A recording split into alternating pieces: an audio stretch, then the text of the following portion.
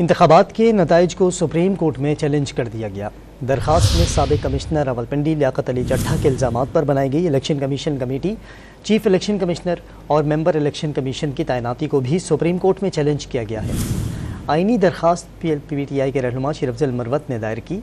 दरखास्त में कहा गया है कि चीफ इलेक्शन कमिश्नर और अरकान की तैनाती के अदम करार दी जाए। कौमी और सूबाई असम्बलियों के तमाम फॉर्म 47 के लदम करार दिए जाएँ।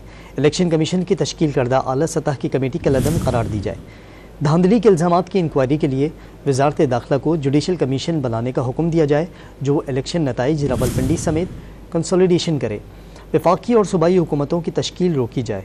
वफाकी और सूबाई हुकूमतों को कोई भी अहकाम जारी करने से रोका जाए।